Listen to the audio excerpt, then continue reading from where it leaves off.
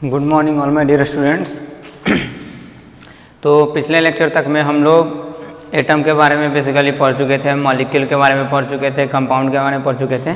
अगर ओवरऑल हम लोग बोले मिक्सचर के बारे में पढ़ चुके थे, तो ओवरऑल बोले तो हम लोग मैटर के बारे में पढ़ चुके थे कि मैटर क्या होता है, नहीं होता है, कैसे उसका क्लासिफिकेशन करते हैं। तो आपको बेसिक आइडिया मिला होगा कैसे एलिमेंट होता है, क्या एलिमेंट है, कितने टाइप्स के एलिमेंट है, एटम एक्चुअल में क्या है, मॉलिक्यूल क्या है हमारा, कैसे हमारा एलिमेंट का एटम कंबाइन करके मॉलिक्यूल का फॉर्मेशन करता है, कंपाउंड्स का फॉर्मेशन कैसे होता है, मिक्सचर्स क्या होते हैं, ये सब सारा आपको आइडिया मिला होगा।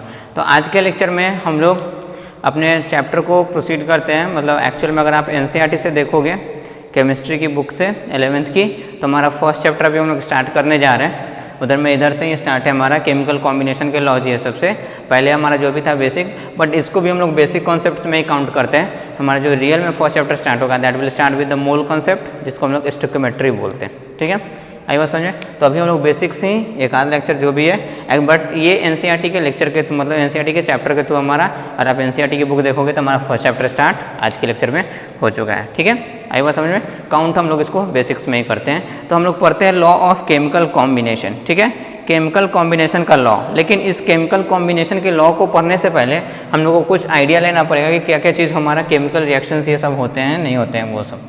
ठीक है, इससे पहले तो हम लोग देखते हैं chemical reaction. Chemical reaction, first one is what is chemical reaction. Chemical reaction actual में है क्या? कुछ नहीं, हमारा सिंपल सा चीज़ है। जैसे आप पढ़े होंगे कि दो टाइप का हमारा चेंज होता है एटमॉस्फेयर में। There are basically two types of change. First one is physical change and second one is chemical change.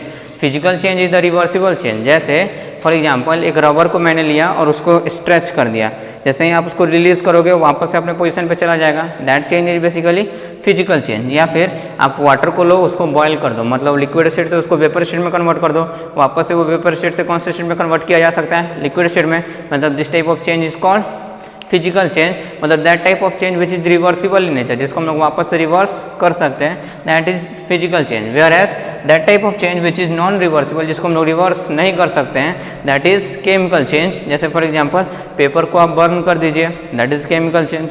आई बात समझ में। तो देखिए केमिकल चेंज जहाँ पे भी हो रहा है हमारा, जिस भी चीज़ में केमिकल चेंज हो रहा है, मतलब उसमें कोई ना कोई चीज़ हमारा केमिस्ट्री से ही रिलेटेड है, उसमें कोई ना कोई केमिकल रिएक्शन हो रहा है। तो chemical reaction is nothing, simply it is a representation of chemical change. कोई भी केमिकल चेंज को हम लोग किस चीज़ से डिनोट करते हैं? केमिकल रिएक्शन के थ्रू। तो it is the representation of any chemical change, simple. आई बात समझ में। It is the representation of any chemical change. कोई भी केमिकल चेंज होगा तो उसको हम लोग इस रिएक्शन के हेल्प से आसानी से रिप्रेजेंट कर सकते हैं। फॉर एग्जाम्पल मान लीजिए कि हमारा क्या हुआ कि एक हमारा मैग्नीशियम का रिबन है, आप 10th में पढ़े होंगे, this is Mg ribbon. Mg ribbon for magnesium का रिबन है। इसको हम लोग क्या कर देते हैं? बर्न कर देते हैं। मतलब इसको हम लोग बर्न कर देते हैं। तो बर्न कर देने से क्या होगा हमारा, ये कन्वर्ट हो जाता है मैग्नीशियम के ऑक्साइड में। ठीक है, केमिकल रिएक्शन हो गया, मतलब पाउडर हमारा बन जाता है। अब उस पाउडर के आप कभी भी चाहोगे कि वापस से हम लोग मैग्नीशियम को गेन कर लें, तो वो पॉसिबल प्रैक्टिकली नहीं है। मतलब ये burning of magnesium ribbon is कौन सा चेंज हमारा? Chemical change. तो इसी को हम लोग रिप्रेजेंट करेंगे कि burning of chemical reaction, sorry burning of magnesium ribbon is a chemical change. और ये अगर हमारा केमिकल चेंज है that means it is a chemical reaction. तो मैग्नीशियम का burning is a chemical reaction, जिसको हम लोग इस टाइप से लिख सकते हैं कि मैग्नीशियम इज बेसिकली बर्न्ड। और कोई भी चीज़ का बर्निंग ऑक्सीजन के प्रेजेंस में हम लोग कराते हैं, तो इसको अच्छे से लिखें। तो burning of magnesium in the presence of oxygen gas, in the presence of air बोलते हैं हम लोग बेसिकली। और एयर में हमारा कौन से गैस का बेसिकली जरूरत पड़ता है बर्निंग के लिए? O2 गैस का। कौन से गैस का?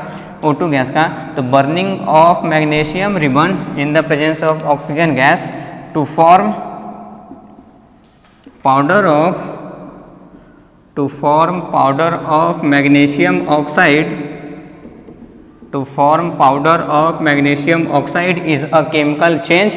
और इसको हम लोग इस टाइप से लिख दिए, तो ये केमिकल रिएक्शन हो गया कि magnesium ribbon in the presence of oxygen, air मतलब ऑक्सीजन, कि मैग्नीशियम रिबन एयर के प्रेजेंस में हमारा किस में कन्वर्ट हो जाता है? मैग्नीशियम ऑक्साइड को फॉर्म करता है। तो chemical reaction it is nothing but simply a representation of any chemical change. आई बात समझ में? ठीक है। Now second one is chemical equation. Chemical equation, right.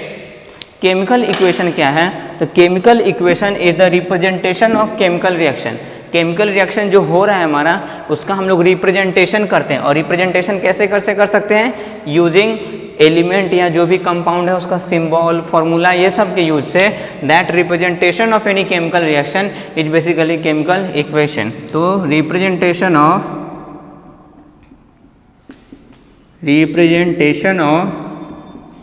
Any chemical reaction RKN for reaction using symbols and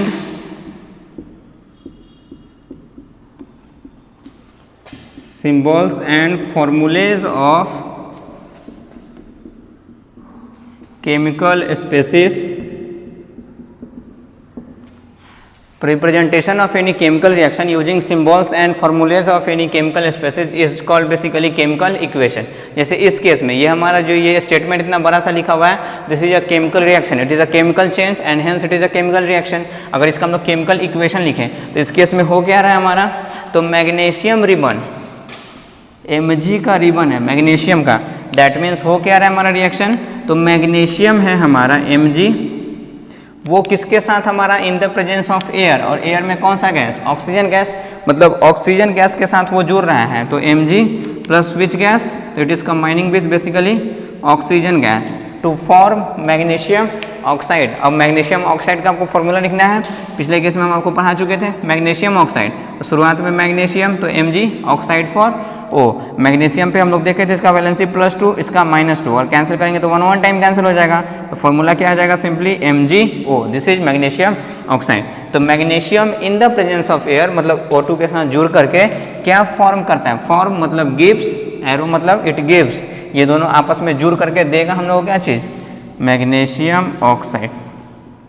it is in solid state, it's represent solid state. आई बात समझ में?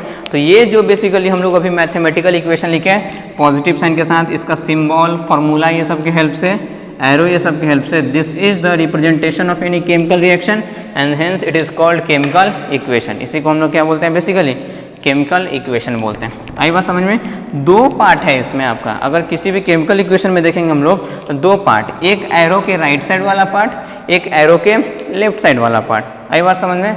द केमिकल स्पेसीज, जो केमिकल सब्सटेंस मेरा आपस में react कर रहा है, जुड़ रहा है, that all chemical species are called as reactants. उसको हम लोग बेसिकली क्या बोलते हैं केमिस्ट्री में? रिएक्टेंट्स। नाम से ही क्लियर है, रिएक्टेंट मतलब जो आपस में मिलकर के क्या हो रहा है हमारा? रिएक्ट कर रहा है, जुड़ रहा है।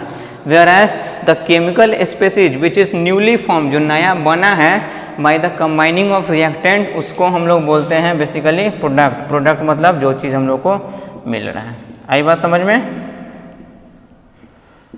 तो एरो के साइन के बाद वाला जो भी चीज़ हम लोग लिखेंगे that will always represent product. Product मतलब the new chemical species which is form, new chemical species which is formed, नया केमिकल स्पेसीज जो हमारा बना है that is basically product. And the reactants the chemical species which participated in the reaction, जो chemical species participate किया reaction में, तभी reaction आगे की तरफ हो पाया है। ये दोनों नहीं जुड़ता तो कभी वो बन पाता क्या? नहीं। तो the chemical species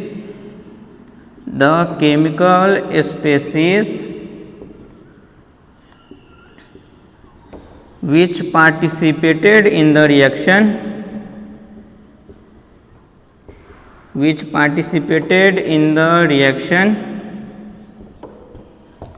are called basically what? reactant। आई बात समझ में? तो केमिकल रिएक्शन क्या हुआ समझ में आया? केमिकल इक्वेशन क्या हुआ? Chemical equation consist of 2 things, reactants and product.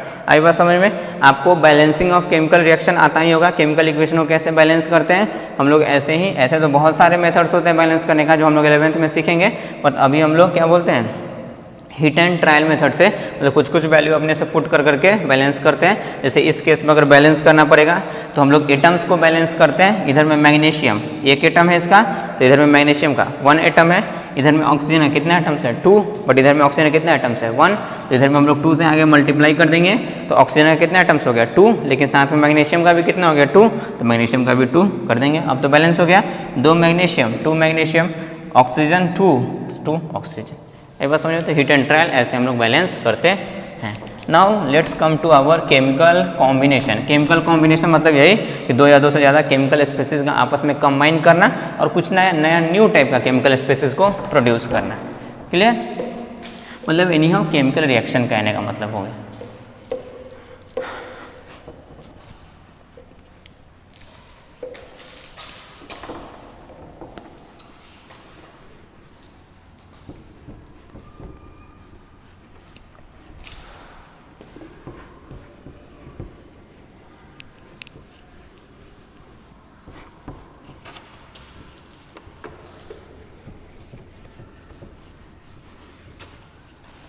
Now loss of chemical combination. अब देखिए कोई 2 या 2 से ज़्यादा केमिकल स्पेसीज केमिकल सब्सटेंस आपस में जुड़ेगा तो कोई नया केमिकल सब्सटेंस का फॉर्मेशन करेगा। तो वो अपने मन से जैसे चाहे वैसे नहीं जुड़ सकता है, उसके लिए बहुत सारा रूल है, बहुत सारा कंडीशन है हमारा।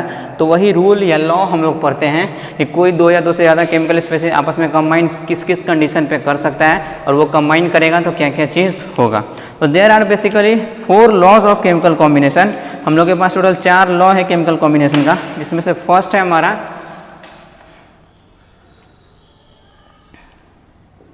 Law of conservation of mass. First chemical combination law is law of conservation of mass. The second law is law of constant proportion. The law of constant proportion. आई बात समझ में? The third law is basically law of multiple proportion. The third law is law of multiple proportion, and the fourth and last law is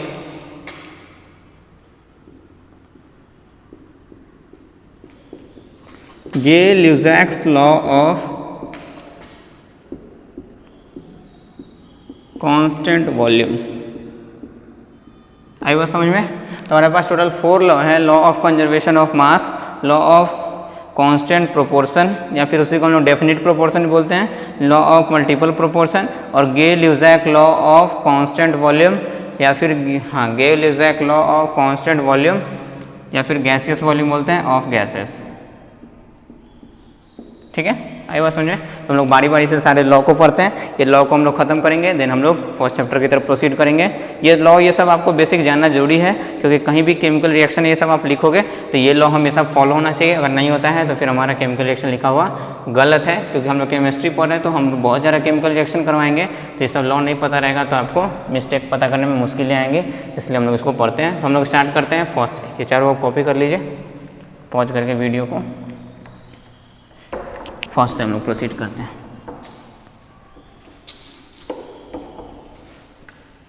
the first basic law is basically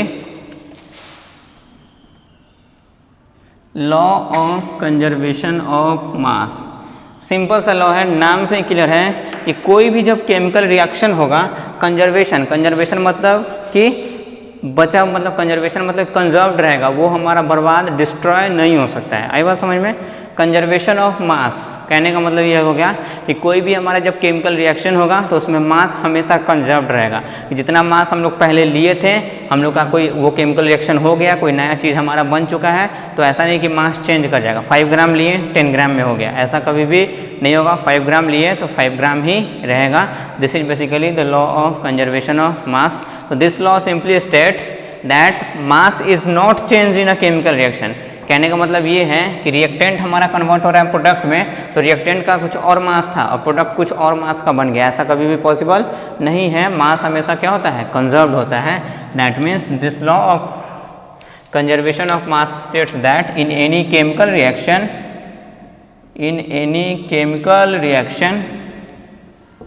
in any chemical reaction mass is always conserved, मास हमेशा conserve रहता है। जैसे आप physics में पढ़े होंगे कि हमारा एटमॉस्फेयर में एनर्जी इज ऑलवेज कंजर्व्ड, कभी भी एनर्जी हमारा ख़त्म नहीं हो सकता, वो एक फॉर्म से दूसरे फॉर्म में ट्रांसफर होता है, बहुत ख़त्म नहीं होता है। सिंपली वही बात है कि in a chemical reaction mass is always conserved, मतलब मास कभी भी चेंज नहीं करेगा।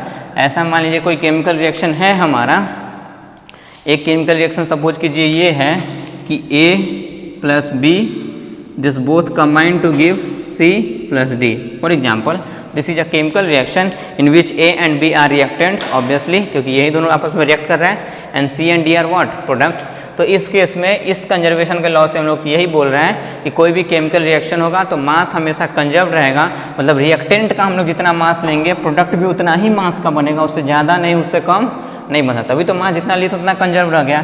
दैट इज़ हम लोग बोल सकते हैं इस केस में, that is mass of reactants वो ऑलवेज कितना के बराबर में होगा, that is equal to the sum of mass of products. आई बात समझ में कि रिएक्टेंट और प्रोडक्ट का मास हमेशा क्या होगा, आपस में इक्वल होगा, ऑलवेज क्या होगा, आपस में इक्वल होगा, तभी तो मास कंजर्व हुआ, तभी तो मास हमारा ना खत्म हुआ, ना डिस्ट्रॉय हुआ, ना नया कहीं से आ जाएगा। ठीक है, दैट मीन्स अगर ये रिएक्शन है A plus B is giving C plus D, तो यहाँ पे लिख सकते हैं हम लोग कि इस for this chemical reaction we can write it as, इस प्रोपोर्शन के लॉ से, कि mass of A plus mass of B it will always be equal to mass of C plus mass of D। आई बात समझ में, क्योंकि A और B हमारा क्या चीज़ है, रिएक्टेंट है, C और D, A और B हमारा रिएक्टेंट है, C और D क्या है, प्रोडक्ट। तो रिएक्टेंट का मास का जितना भी सम होगा, जितना मास हम लोग रिएक्ट करवाए थे उतना ही हमारा क्या बनेगा, प्रोडक्ट बनेगा। यही हमारा फर्स्ट है लॉ ऑफ कंजर्वेशन ऑफ मास, कि हम लोग का हमेशा रिएक्टेंट और प्रोडक्ट का मास सेम रहेगा।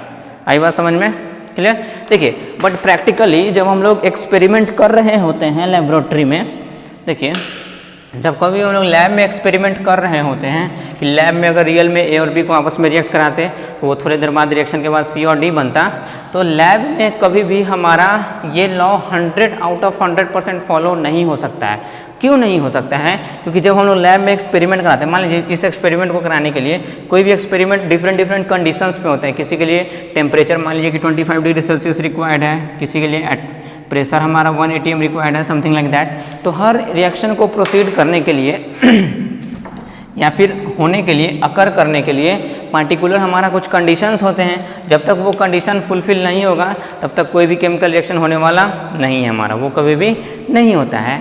तो अब अगर हम लोग लेबोरेटरी में, अगर लैब में हम लोग एक्सपेरिमेंट को कर रहे हैं तो वहाँ पे हम लोग जो कंडीशन चाहिए उसको, वो कंडीशन अगर देंगे तब ये 100 का 100% फॉलो होगा। मतलब मान लीजिए कि A और B मिला करके 5 ग्राम था तो C और D मिला करके भी 5 ग्राम ही आएगा, न 0.01 ग्राम कम, न 0.01 ग्राम ज़्यादा। आई बात समझ में।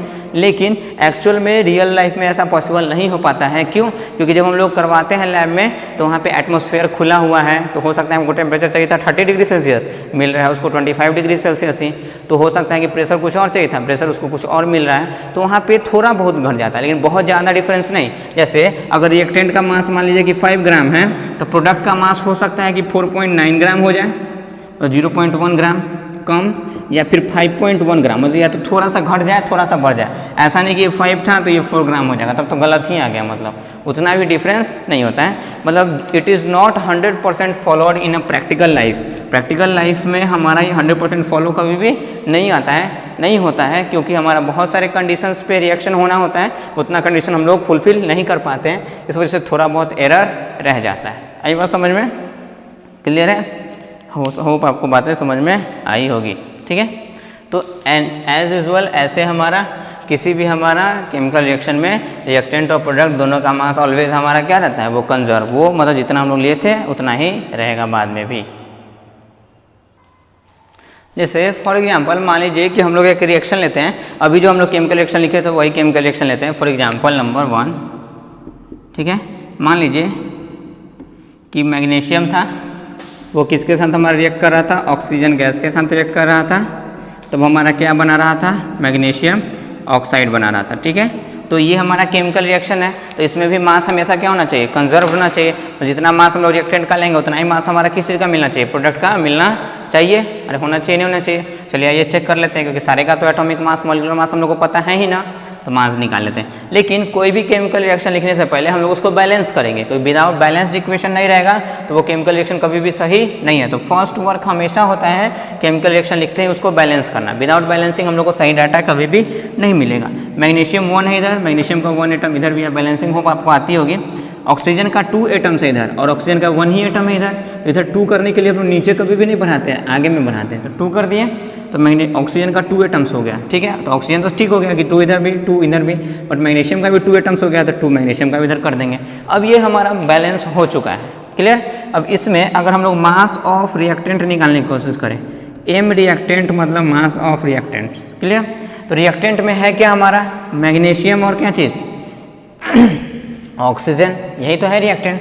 तो mass of reactant will be equal to the mass of magnesium M of Mg, M for mass, ठीक है, प्लस मास ऑफ O2। अरे होगा नहीं होगा, क्योंकि रिएक्टेंट में यही दोनों है। अगर मैग्नीशियम का मास निकाले तो एक मैग्नीशियम तो है नहीं, कितना मैग्नीशियम है, 2 मैग्नीशियम, तो एक मैग्नीशियम का नहीं मास लेंगे, कितना मैग्नीशियम का मास लेंगे, 2 का, तो 2 into mass of magnesium plus mass of O2।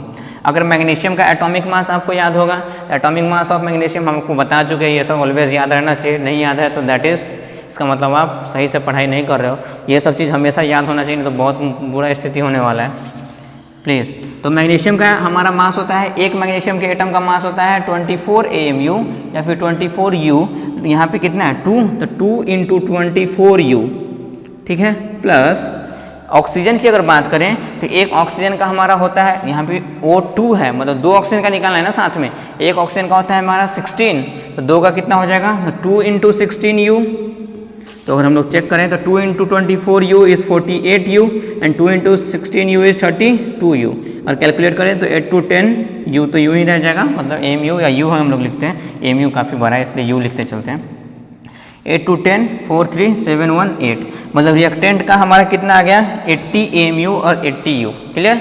Similarly हम लोग मास ऑफ प्रोडक्ट भी डिटरमाइन कर सकते हैं। Now mass of products, M product मतलब mass of product, it will be equal to simply mass of MgO, क्योंकि MgO को छोड़ करके कोई दूसरा यहाँ पे है नहीं, लेकिन कितना है MgO 2, तो it will be equal to 2 into mass of MgO, clear.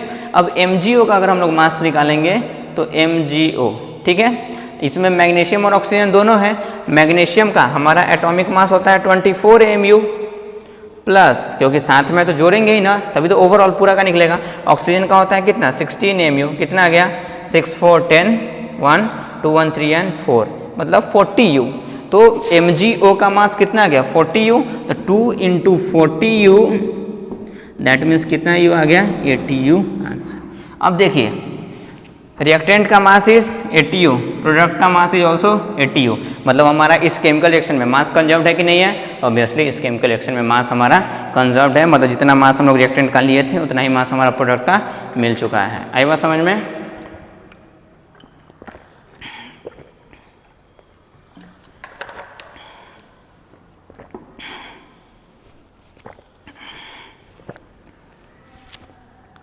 Hope आपको ये बातें समझ में आई होगी कि लॉ ऑफ कंजर्वेशन ऑफ मास क्या है, सिंपल कि किसी भी केमिकल रिएक्शन में मास हमारा क्या रहता है, कंजर्व्ड रहता है, मतलब वो जितना हम लोग लेंगे उतना ही हम लोग को मिलेगा, ना उससे ज़्यादा होगा ना उससे कम होगा, क्लियर। इसका मतलब रिएक्टेंट का जितना मास था उतना ही मास ऑलवेज किसका होगा, प्रोडक्ट का होगा, तभी तुम जितना लिए तो उतना ही मिलेगा, जितना लिए क्या थे तो रिएक्टेंट, मिला क्या तो प्रोडक्ट, तो दोनों का मास बराबर होगा।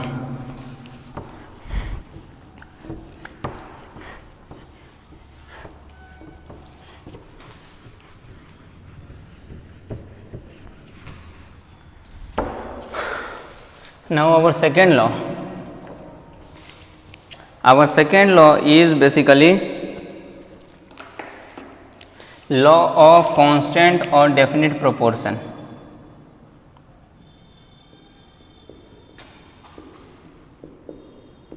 कांस्टेंट प्रोपोर्शन भी बोलते हैं या फिर डेफिनिट प्रोपोर्शन। डेफिनिट मतलब फिक्स्ड, कांस्टेंट मतलब फिक्स्ड।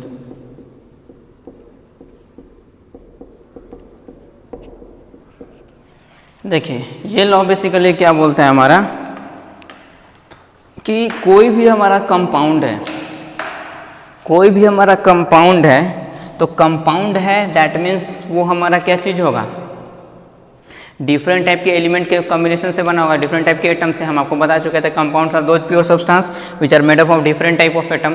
तो कोई भी कंपाउंड है तो वो अलग अलग टाइप के एटम के मिलने से बना होगा। जैसे फॉर एग्जांपल अगर अभी हम लोग सिंपल से कंपाउंड की बात करें, MgO, ये कंपाउंड तो है क्योंकि एक टाइप का एटम मैग्नीशियम का है, एक ऑक्सीजन का, तो डिफरेंट टाइप ऑफ एटम जैसे ही आ गया मतलब ये क्या हो गया, compound.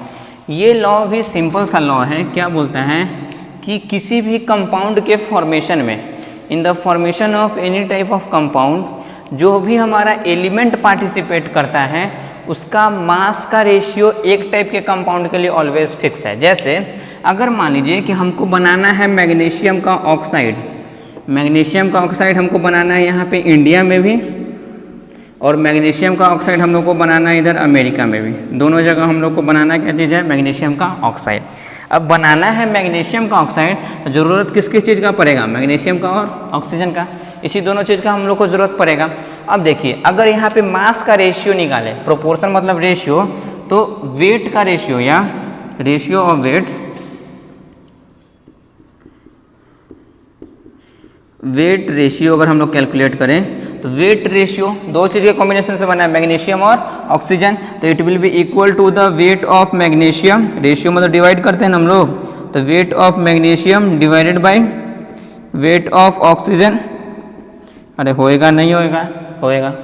Now weight of magnesium, magnesium का एटॉमिक वेट कितना, एक है, तो कितना लेंगे हम लोग 24 AMU और U डिवाइडेड बाय ऑक्सीजन कितना हो गया हमारा 16, तो डिवाइडेड बाय 16U। अगर हम लोग रेशियो निकालते हैं हमेशा स्मॉलेस्ट फ्रैक्शन में हम लोग, तो इसको हम लोग कैंसिल करेंगे, U से U तो ऐसे भी कैंसिल हो गया, 2 4 12, 2 4 8, 2 4 4, 2 4 6, 2 4 3 एंड 2 4 2। क्लियर, आई बात समझ में। तो हमारा मास का रेशियो कितना आ गया, 3:2। क्लियर, अरे आया बात समझ में। तो वेट रेशियो अगर हम लोग कैलकुलेट करेंगे मैग्नीशियम ऑक्साइड के बनने के लिए तो 3:2। अब मैग्नीशियम ऑक्साइड चाहे आपको इंडिया में बनाना है, अमेरिका में बनाना है, लंदन में बनाना है, अफ्रीका में बनाना है, कहीं पे भी बनाना है, मैग्नीशियम ऑक्साइड के बनाने के लिए आपको चाहिए होगा मैग्नीशियम और ऑक्सीजन, और उसका मास का रेशियो हमेशा फिक्स्ड होगा। और वो कितना रेशियो होगा मेरा, 3:2। जब भी मैग्नीशियम और ऑक्सीजन को 3:2 मास के रेशियो में हम लोग लेंगे, जैसे फॉर एग्जांपल 3:2 कहने का क्या मतलब हो गया कि मैग्नीशियम डिवाइडेड बाय ऑक्सीजन, इसका हमेशा 3:2 रहना चाहिए हमारा मास। जैसे फॉर एग्जांपल अगर मैग्नीशियम हम लोग लिए हैं 30 ग्राम, तो ये हम लोग को कितना लेना पड़ेगा, 20 ग्राम, तभी तो 0 से 0 कट गया, रेशियो कितना आ गया, 3:2। ठीक है, तो 30 ग्राम अगर मैग्नीशियम है तो MgO बनाने के लिए 20 ग्राम ऑक्सीजन चाहिए ही चाहिए। आई बात समझ में ना। इसका मतलब कि for the formation of any particular type of compound, किसी एक कंपाउंड को बनाने के लिए हम लोगों को एक फिक्स्ड रेशियो चाहिए होता है। फिक्स्ड रेशियो किसके रेस्पेक्ट में, ऑलवेज वेट के रेस्पेक्ट में, वेट मतलब मास के रेस्पेक्ट में। आई बात समझ में। उतना ही फिक्स रेशियो हम लोग कहीं पे भी यूज़ करेंगे तो कंपाउंड बनेगा, अगर उससे रेशियो चेंज कर देंगे तो वो कंपाउंड का फॉर्मेशन कभी भी नहीं होगा। अगर मैग्नीशियम और ऑक्सीजन हम लोग क्या किए कि मैग्नीशियम ले लिए हैं 30 ग्राम और ऑक्सीजन ले लिए हैं 15 ग्राम। ठीक है, ऊपर वाला है मैग्नीशियम, नीचे वाला है ऑक्सीजन। रेशियो निकालेंगे तो 15 2 जा 30, मतलब 2:1। और MgO के बनने के लिए रेशियो कितना चाहिए, 3:2। मतलब ये कभी भी कंबाइन होकर के मैग्नीशियम ऑक्साइड का फॉर्मेशन करेगा, नहीं करेगा, क्योंकि रेशियो 3:2 नहीं आया। तो according to law of constant proportion, if same compound is always composed of same elements combining together in the same ratio by weight, मतलब कि एक सेम कंपाउंड को, इसी कंपाउंड को बनने के लिए यही मैग्नीशियम और ऑक्सीजन सेम एलिमेंट चाहिए होगा, चाहे कहीं पे भी आप ले लो, और उसका रेशियो भी हमेशा क्या होना चाहिए, एलिमेंट्स का मास के रेस्पेक्ट में रेशियो फिक्स होना चाहिए। अगर वो रेशियो चेंज कर देंगे तो वो कंपाउंड कभी भी नहीं बनेगा हमारा। आई बात समझ में? This is law of constant proportion. Constant मतलब फिक्स्ड प्रोपोर्शन, वो कभी भी चेंज नहीं हो सकता है एमजीओ के फॉर्मेशन के लिए। एमजीओ के फॉर्मेशन के लिए हमेशा मैग्नीशियम और ऑक्सीजन का रेशियो वेट के अकॉर्डिंग 3:2 ही होना चाहिए। आई बात समझ में? एक मिनट। तो according to this law it states that basically this law states that for the formation of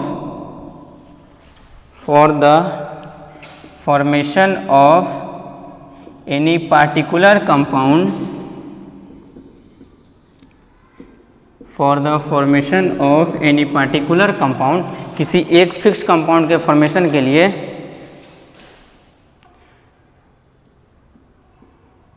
same element is used विच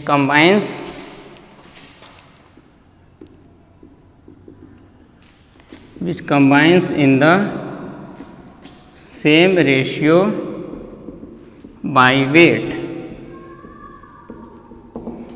मतलब एक पार्टिकुलर कंपाउंड, एक कंपाउंड के फॉर्मेशन के लिए हम लोग को वही एलिमेंट चाहिए होगा, चाहे कहीं पे भी फॉर्मेशन कराएं, और उसका रेशियो भी हमेशा बाय वेट। वेट मतलब मास के रिस्पेक्ट में अगर उसका हम लोग रेशियो लेंगे तो वो ऑलवेज फिक्स्ड होगा। जैसे अभी हम लोग जस्ट देखें कि अगर एग्जाम्पल हम लोग मैग्नीशियम ऑक्साइड, तो इसका हम लोग को रेशियो क्या चाहिए होगा? तो रेशियो, वेट रेशियो और मास रेशियो अगर इसका हम लोग निकालेंगे तो mass ratio will be equal to mass of, small m always represent mass of magnesium with mass of oxygen. It is एक ही मैग्नीशियम है तो होता है उसका 24U, इसका होता है हमारा 16U, U for U cancel out, 8 3 जा 24, 8 2 जा 16, मतलब ऑलवेज रेशियो कितना चाहिए? 3:2। तो for the formation of MgO anywhere in the world, कहीं पे भी MgO के फॉर्मेशन के लिए वर्ल्ड में हम लोग को चाहिए ऑलवेज होगा मैग्नीशियम और ऑक्सीजन, मतलब सेम एलिमेंट चाहिए होगा, और उसका रेशियो भी हमारा क्या होना चाहिए? सेम, मतलब ऑलवेज वो मैग्नीशियम और ऑक्सीजन 3:2 के रेशियो में कंबाइन करेगा, तभी क्या बनेगा? MgO। जैसे एग्जाम्पल नंबर 2 अगर बात करें हम लोग कि हम लोग को है H2O वाटर, इसको बनाना है, तो इस केस में इसका अगर मास रेशियो निकाले तो वाटर को बनाने के लिए हम लोग को ऑलवेज चाहिए होगा हाइड्रोजन और क्या चीज़? ऑक्सीजन, और इसका मास रेशियो निकालेंगे तो मास ऑफ H2, तो एक हाइड्रोजन का मास होगा, यहाँ पे 2 हाइड्रोजन है तो 2 into mass of 1 atom of hydrogen divided by एक ही ऑक्सीजन है तो मास ऑफ ऑक्सीजन। ठीक है, समझ में आ रहा है ना? यहाँ पे O सिंबल है, M रिप्रेजेंट मास। हाइड्रोजन का एटॉमिक मास होता है 1, तो 1 इंटू 2 कितना हो गया? 2 डिवाइडेड बाई ऑक्सीजन का होता है 16, काटेंगे तो कितना आ जाएगा? 1:8। तो वाटर के फॉर्मेशन के लिए कहीं भी दुनिया में हाइड्रोजन और ऑक्सीजन चाहिए होगा, और उसका मास का रेशियो हम लोग हमेशा कितना लेंगे? 1:8 लेंगे तभी वाटर बनेगा। 1:7 ले लेंगे तो वाटर नहीं बनेगा, 1:9 लेंगे तो नहीं बनेगा, 2:8 लेंगे तो कभी भी नहीं बनेगा। मतलब वाटर के फॉर्मेशन के लिए हाइड्रोजन और ऑक्सीजन जब तक 1:8 के रेशियो में कंबाइन नहीं करेगा तब तक वाटर का फॉर्मेशन कहीं भी हो नहीं सकता है। आई बात समझ में? तो ये था हमारा सेकेंड लॉ, काफ़ी आसान सा लॉ है। होप आपको ये सब सारी बातें समझ में आई होगी। समझ में आई बात? तो सिंपल सा ये लॉ था हमारा, कोई बहुत बड़ा ये लॉ नहीं है, सिंपल सा यही है कि हमारा एक पार्टिकुलर टाइप के कंपाउंड के फॉर्मेशन के लिए फिक्स टाइप का एलिमेंट चाहिए होगा, और उसका मास का भी रेशियो हमेशा क्या होना चाहिए? फिक्स होना चाहिए, तभी वो हमारा कंपाउंड पार्टिकुलर टाइप का बनेगा, नहीं तो वो कंपाउंड बनने वाला नहीं है। आई बात समझ में? चलिए, okay. Now let's proceed to our third law. आसान सा लॉ है, कोई बहुत बड़ा इसमें बहुत बड़ी बड़ी बातें नहीं है जिसको आप नहीं समझ सकते हो। इजी सा लॉ है, आप पहले भी पढ़ रखे होंगे, आई होप। नहीं पढ़े हैं तो इसको बस दिमाग में हमेशा रखना है, कोई बहुत बड़ा चीज़ नहीं।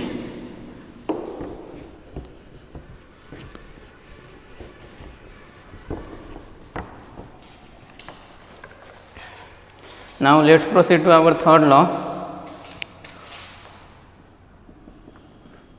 that is law of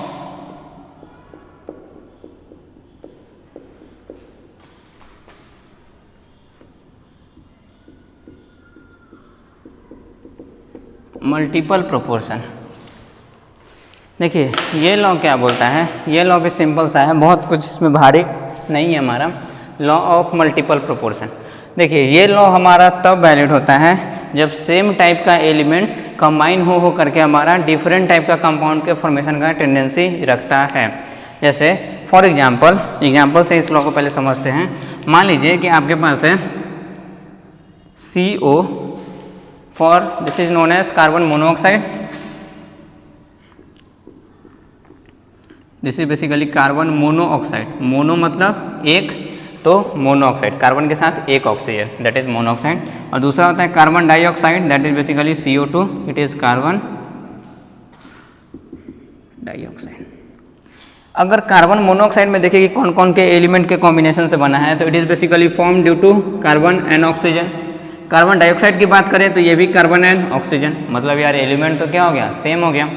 तो ये प्रोपोर्शन का लॉ क्या बेसिकली बोलता है कि जब भी दो एलिमेंट हमारा दो सेम एलिमेंट जैसे कार्बन ऑक्सीजन अलग अलग कंपाउंड बनाता है, this compound is different, this compound is different, है कि नहीं हमारा, उस वक्त when two same elements form different type of compound, अलग अलग टाइप के कंपाउंड को बनाता है, तब अगर किसी एक एलिमेंट को अगर हम लोग फिक्स कर दें तो उसके रिस्पेक्ट में दूसरे एलिमेंट का जो मास का रेशियो होता है वो होल नंबर होता है। जैसे अगर इस केस में देखेंगे तो कार्बन का एटॉमिक मास कितना होगा 12U, एक ऑक्सीजन है तो इसका कितना होगा 16U, इधर में हमारा कार्बन का कितना होगा फिर से 12U, ऑक्सीजन 2 है तो 2 × 16U मतलब कितना हो गया basically 32U।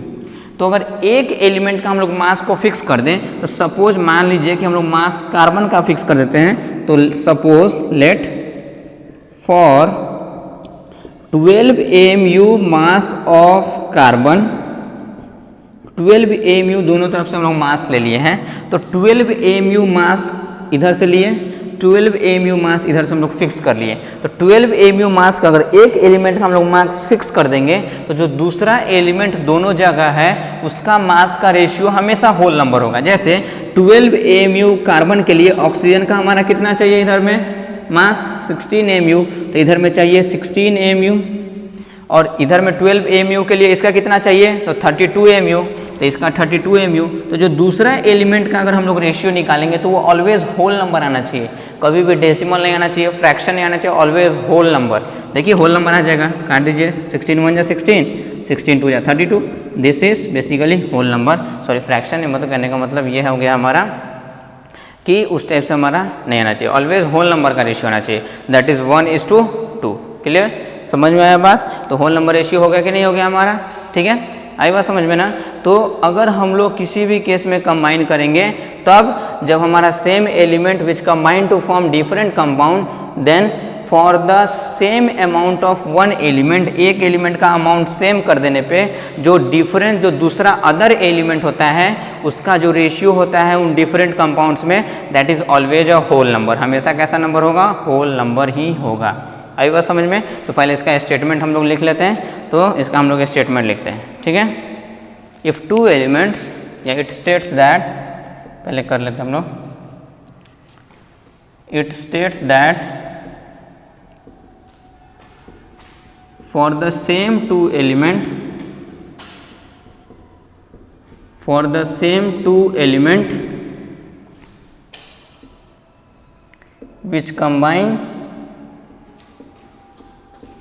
which combine to form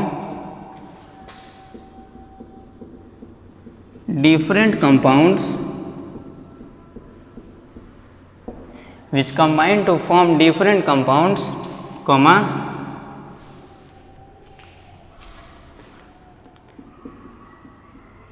the ratio of mass of one element in both the compounds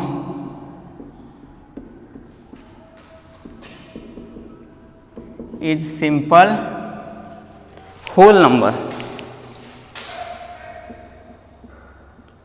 for a given amount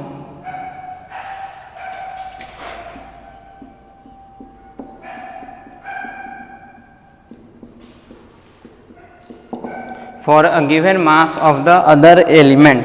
मतलब it states that for the same two element, दो अलग अलग सेम एलिमेंट वो combined होकर के अलग अलग compound बनाता है, जिस केस में carbon and oxygen combined to form different compound, one is carbon monoxide and another is carbon dioxide. The ratio of mass of one element in both the compound, मतलब एक एलिमेंट का अगर हम लोग मास का रेशियो लेंगे तो मास ऑफ ऑक्सीजन, इधर का हम लोग रेशियो लिए थे, रेशियो ऑफ या फिर मास रेशियो ऑफ ऑक्सीजन, यही तो हम लोग लेना चाह रहे थे।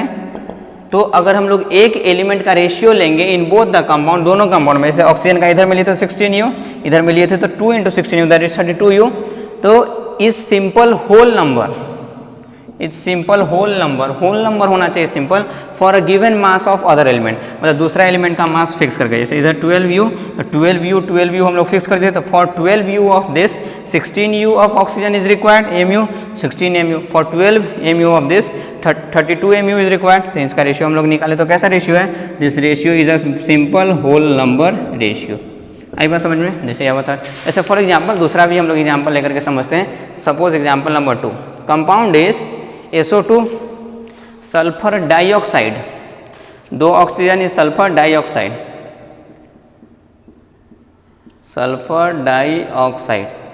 And one compound is SO3 usually called, 3 oxygen मतलब ट्राई, तो सल्फर ट्राई ऑक्साइड। अब इन दोनों में केस में देखें तो एलिमेंट पहले दोनों सेम है कि नहीं है, तो हाँ जी सेम है, सल्फर ऑक्सीजन, एलिमेंट तो भैया सेम है। तो एलिमेंट जैसे ही सेम हो गया तो same amount of one element, एक एलिमेंट का मास फिक्स कर दीजिए। जैसे अगर हम लोग इस केस में देखें तो सल्फर का हमारा एटॉमिक वेट कितना होगा, सल्फर का एटॉमिक वेट होता है 32MU, भैया हमको याद है, आपको भी तभी याद होगा जब आप याद करोगे, ठीक है।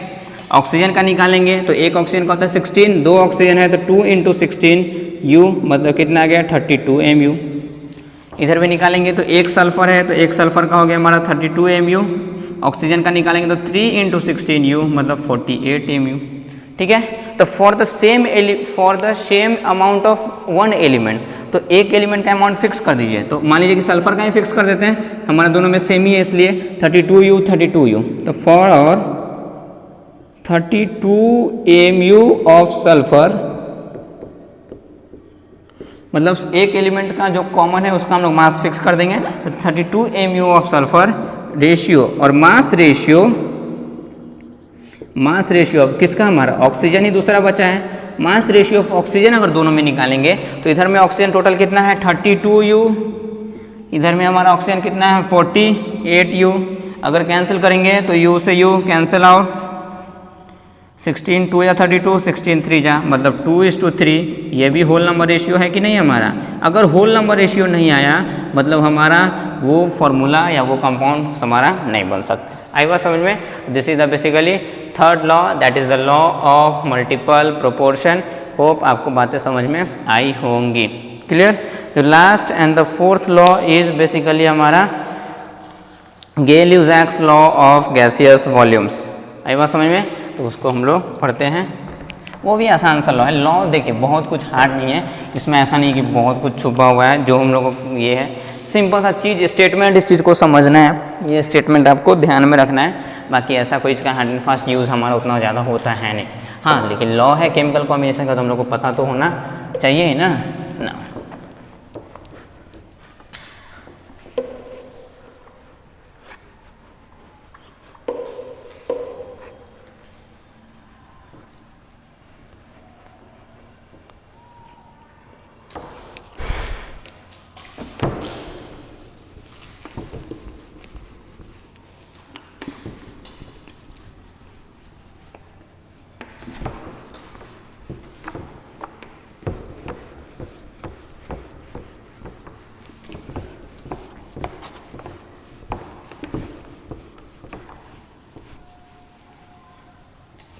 चलिए, our last and fourth law is Gay-Lussac's law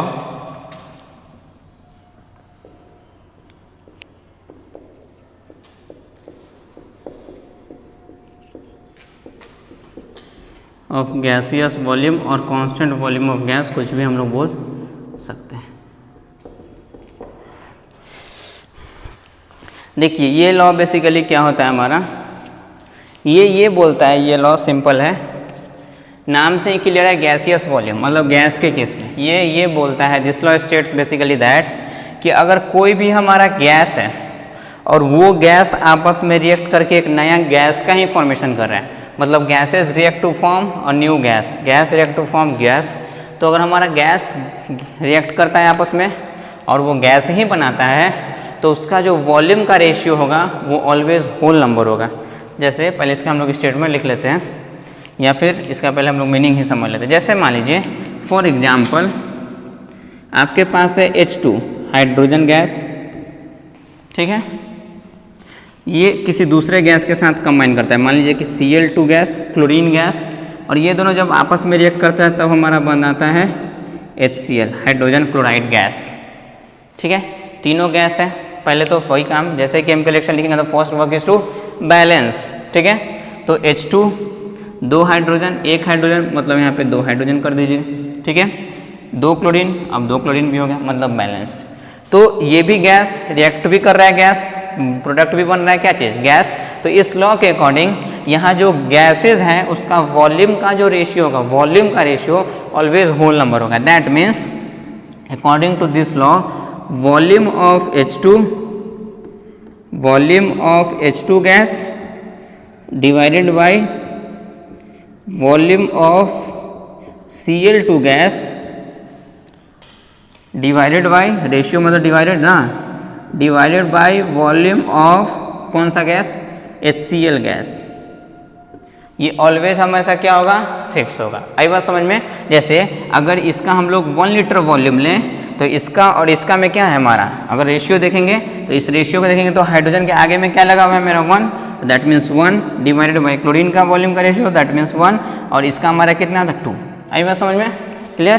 तो इस केस में अगर वॉल्यूम का रेशियो देखेंगे तो volume of H2 is to volume of Cl2 is to volume of HCl it is equal to 1:1:2 whole number ratio है। आपको समझ में आ रही होगी बात। अब देखिए अगर हम लोग देखें इस केस में कि अगर मान लीजिए कि हम लोग हाइड्रोजन गैस का कितना लीटर वॉल्यूम लिए 1 लीटर, तो इसके और इसके में कितना का रेशियो है 1:1, मतलब इसके 1 लीटर के लिए इसका भी 1 लीटर, तो हम लोग को Cl2 गैस का भी कितना लेना पड़ेगा 1 लीटर। अगर इसका हम लोग चेक करना चाहेंगे तो इसका रेशियो 1 और इसमें चेक कर लेते हैं तो 1:2 का रेशियो है, मतलब इसके 1 लीटर के लिए इसका दोगुना चाहिए मतलब 2 लीटर, तभी तो रेशियो 1:1:2 आ गया कि नहीं आ गया हमारा, सिंपल। तो इन केस या it states that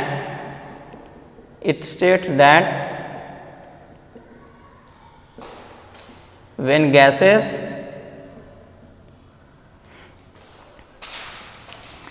gases react to form another gas, then the ratio of their volumes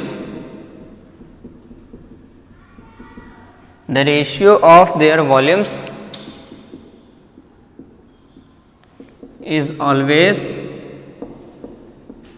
whole number, हमेशा कैसा नंबर होगा होल नंबर होगा। जैसे इस केस में अगर हम लोग गैस का वॉल्यूम देखें तो कितना आ गया 1:1:2। तो अगर आपको इसका 1 लीटर है, हम बोल दिए कि नहीं भाई इसका 2 लीटर हम लोग लिए हाइड्रोजन गैस का, तो क्लोरीन गैस कितना चाहिए होगा, तो इसके रेशियो में देखिए तो 1:1 मतलब 1 लीटर के लिए 1 लीटर, तो 2 लीटर के लिए भी कितना लीटर इसका 2 लीटर, और पूछ देखिए HCl का तो रेशियो में देखिए तो 1:2 है, तो इसके 1 के लिए इसका दोगुना मतलब 4 लीटर। समझ में आया। अभी भी हम लोग रेशियो निकालेंगे इन तीनों के कॉम्बिनेशन से, तो 2:2:4 काट देंगे सबको 2 से, तो ये 1 टाइम्स ये 1 टाइम्स और ये 2 टाइम्स आ गया अल्टीमेटली क्या 1:1:2। समझ में आई बात। तो इस टाइप से हमेशा रेशियो फिक्स रहता है। जैसे अगर दूसरा एग्जाम्पल अगर हम लें तो एक और एग्जाम्पल मैं आपको लेकर के बताता हूँ। सपोज कीजिए कि आपका एक रिएक्शन है hydrogen gas plus oxygen gas, ये दोनों आपका कंबाइन हो जाएगा तो बन जाएगा आपका H2O गैस, ठीक है। फिर से देखिए ये तभी लगेगा जब रिएक्टेंट और प्रोडक्ट दोनों क्या है हमारा गैस, तो ये रिएक्टेंट भी गैस प्रोडक्ट भी क्या चीज़ गैस। पहला काम है बैलेंस करना, बैलेंस कीजिए 2 हाइड्रोजन बैलेंस, 2 ऑक्सीजन 1 ही ऑक्सीजन, मतलब बैलेंस करने के लिए इधर क्या कर देंगे 2, जैसे ही 2 किए तो 2 ऑक्सीजन बैलेंस, लेकिन हाइड्रोजन कितना हो गया 4, तो इधर में हम लोग 2 से मल्टीप्लाई करेंगे तो 2 क्या हो गया 4, क्लियर। अब इसका अगर वॉल्यूम का रेशियो पूछेगा तो वॉल्यूम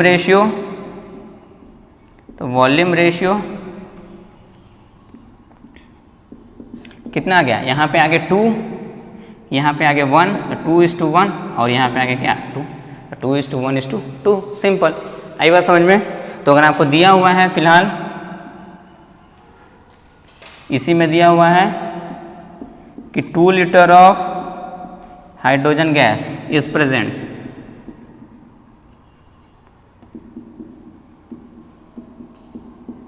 ठीक है, तो कितना लीटर हम लोगों को चाहिए होगा ऑक्सीजन गैस और कितना लीटर हम लोग को चाहिए होगा H2O गैस, ठीक है, बन जाएगा आसानी से। रेशियो क्या दिख रहा है 2:1, मतलब इसके 2 के लिए इसका 1, 2 के लिए 1, तो 2 हाइड्रोजन के लिए 2 लीटर हाइड्रोजन के लिए वॉल्यूम का रेशियो हम लोग लिख सकते हैं। 2 लीटर हाइड्रोजन के लिए 1 लीटर ऑक्सीजन चाहिए, तो 1 लीटर हाइड्रोजन के लिए कितना चाहिए 1/2 लीटर ऑक्सीजन। हम लोग को दिया कितना हुआ है 2 ही लीटर ना, चलिए इसको आप चेंज करके 4 लीटर कर लो यार, ठीक है, 4 लीटर ऑफ हाइड्रोजन। तो 2 लीटर हाइड्रोजन के लिए 1 लीटर ऑक्सीजन, क्योंकि 2 लीटर के लिए 1 लीटर, तो 1 लीटर पहले यूनिटरी मेथड सॉल्व करेंगे, तो 1 लीटर के लिए कितना 1/2, तो 4 लीटर हाइड्रोजन के लिए कितना 1/2 इंटू 4 लीटर ऑक्सीजन, तो 2 से 2 मतलब कितना आ गया 2 लीटर ऑक्सीजन आ गया आंसर। तो यहाँ पे इसका आ गया 2 लीटर, ठीक। अब हम लोग इसमें और इसमें चेक कर लेते हैं, बीच वाले को छोड़ देते हैं, ठीक है। तो 2 लीटर हाइड्रोजन के लिए कितना लीटर हमारा water 2 litre, it will B 2 litre H2O, तो 1 लीटर के लिए 2 डिवाइडेड बाई 2 लीटर मतलब 1 ही आ गया, तो 4 लीटर के लिए 4 लीटर, तो आंसर है इसका, ठीक है। तो जब कभी भी रिएक्टेंट हमारा गैस रहेगा और प्रोडक्ट भी हमारा क्या रहेगा गैस, तो उसके वॉल्यूम का रेशियो हमेशा क्या होता है हमारा वो कांस्टेंट होता है, मतलब वॉल्यूम का रेशियो ऑलवेज होल नंबर होगा। होप आपको बातें समझ में आई होगी। वॉल्यूम का रेशियो हमेशा किसका रेशियो वॉल्यूम का रेशियो, ठीक है। तो ये सिंपल सा हमारा 4 लॉ था जो कि हमारा स्टेटमेंट वाइज खत्म हो चुका। आप इसको थोड़ा सा अच्छे से ध्यान से समझिएगा, बाकी ऐसा कुछ नहीं है, आपको बहुत भारी लग रहा होगा, भारी कुछ नहीं है, 2 बार 3 बार पढ़ोगे आपको समझ में आ जाएगा। बाकी इसका कोई हार्ड एंड फास्ट ना ज़्यादा यूज़ हमारा नहीं है, हाँ ऑब्वियसली यूज़ है ही, केमिस्ट्री पढ़ रहे हैं, बेसिक से ही है तो समझ में आएगा। नेक्स्ट लेक्चर से हम लोग बेसिक्स को यहीं पे हम लोग कंक्लूड करते हैं और हम लोग स्टार्ट करेंगे हमारा मोल कॉन्सेप्ट। तो नेक्स्ट लेक्चर से हमारा मोल कॉन्सेप्ट स्टार्ट होगा। घबराने की बात नहीं है, पुराने मोल की तरह नहीं होगा, आपको सारा कुछ समझ में आएगा, बशर्ते कंडीशन एक है आप मेहनत कीजिए, उसको नहीं छोड़िए, पीछे की चीज़ों को हमेशा टाइम टू टाइम रिवाइज कीजिए, आपको सारा मोल कॉन्सेप्ट समझ में आएगा, आपको अच्छा भी लगेगा। Okay, thank you so much.